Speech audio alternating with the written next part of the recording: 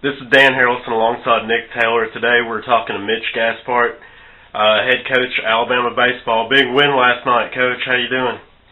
We're doing great. It sure was. Really proud of our team and just really competed like crazy all weekend down there at Georgia Tech. Well, talk about the Atlanta Regional. You started off with a big win with Kilcrease going against Elon, and then of course you lost to Georgia Tech, came back and beat the Yellow Jackets twice. Yeah, it was, I thought it was just kind of fitting the way that this year's went for us. We had a good win against Elon and then, faced a first rounder and Zach McGuire in game 2 and fell a little short, but, guys came through the losers bracket to beat Mercer and then, 2 really tough games against Georgia Tech where our guys just were not going to be denied. They just really competed and played super. Well, Coach, now that is over and done with, it was one of the greatest accomplishments in recent history for Alabama baseball. But now talk about the series with Clemson. It's a two-part question. First of all, talk a little bit about what you know about their ball club, and then secondly, about your pitching rotation with Kilcrease having to throw a lot of pitches in this regional. Is there any chance that you might hold him back for a possible Game 3 in the Super Regional, depending on what happens in the first 2 games? Well, first of all, Clemson, really the 2 teams really have mirrored one another.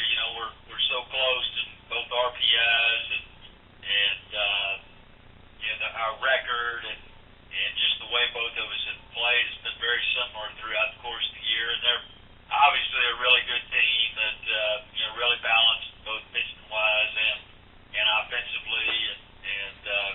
But as far as the pitching matchup, we're going to just have to see how Nathan feels later in the week. But going in right now, it looks like probably Jimmy Nelson would be game 1 starter, and then we would just kind of get a little bit later in the week. The one fortunate thing for us is the regional does start on Saturday, which gives us that extra day's rest, which is really big for us considering we went into Monday. And most notably is Nathan threw 106 pitches last night, threw 98, 99 on Friday. So just an incredible effort on his part. So hopefully this week we'll just really shut him down all week and let him give a bunch of off time right now and see if we can get him feeling good by the weekend. Well, speaking of Jimmy Nelson, last night also kicked off the first round of the Major League Baseball draft.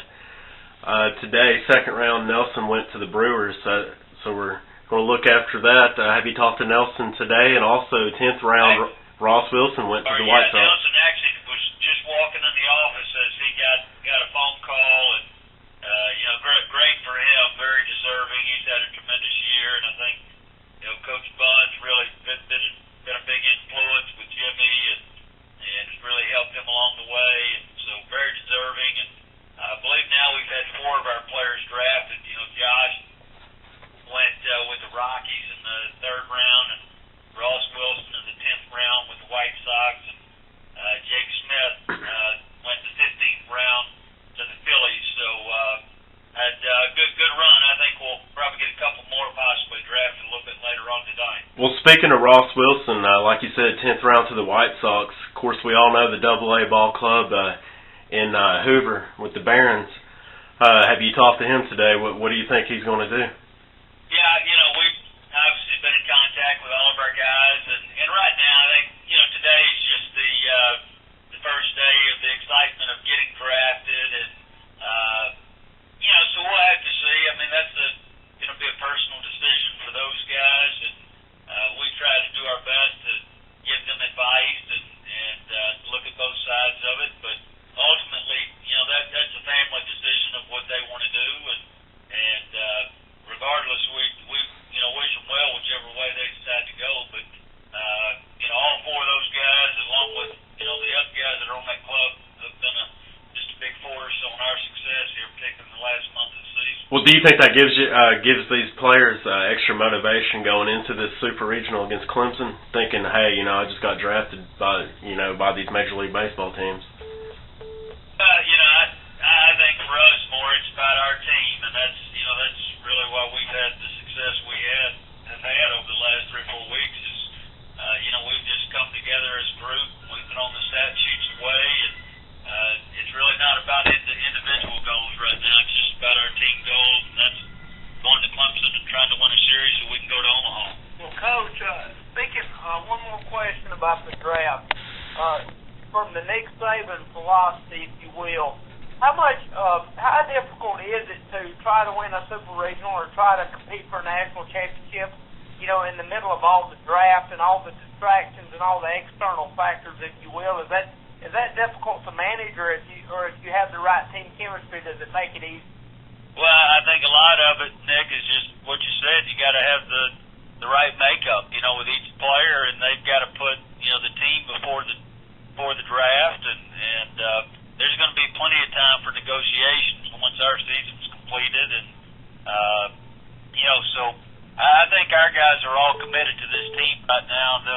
They'll worry about the draft and all those negotiations once we complete our season, which hopefully is in about 3 or 4 weeks in Omaha somewhere. But it's something that obviously we have to deal with every year, but you got to be mature about it and handle it in the right way, and you got to prioritize what's important, and that's our team, and that's winning at Clemson this weekend. Well, speaking of Clemson this weekend, Coach, it's obviously a rematch from last year's regionals. Talk about the rematch. Is Clemson a better ball club in 2010? How do you see that playing out, and how do you like the matchup? Well, we'll know a lot more. We're just now kind of diving into them today, and we're still kind of just gathering the information. I think one advantage we have, obviously, is having Coach Bunker. He knows a lot of their players, and was part of their staff for a couple of years. So we're going in with a little bit of an advantage there, and we'll know a lot more about them like I said, in another couple of days. But they're awfully good. I mean, any of the 16 teams that are left right now are all good ball clubs, and they're playing well. Well, we got time for one last question, about a minute and a half, Nick. Okay, Coach, as you look back on what happened in the Georgia Tech regional, how do you feel about your team going forward? I mean, do they continue to amaze you as days go by, or are you coming to expect success from them? What's your perspective on your team? Well, for starters, as a coach, you couldn't be more proud of the group of guys that we have here at Alabama. I think they represent our university in first-class matter, both on and off the field, and the way they're playing is just off the chart right now, the way they're competing and getting after teams and playing pitch by pitch. So, I think our momentum's going to ride right into Clemson. I think we'll play extremely well, and it's like we talked about, as a group. We'll let chips fall where they may, but I think we'll control our own destiny by our play, and that's just giving great effort every night. Coach, thanks for being with us today, and we, as always, would like to as we finish the interview, and good luck, and hopefully we'll talk to you next week as you get ready for Omaha. Okay, guys, roll tide. Thanks a lot, Coach. All right, thank you, Coach.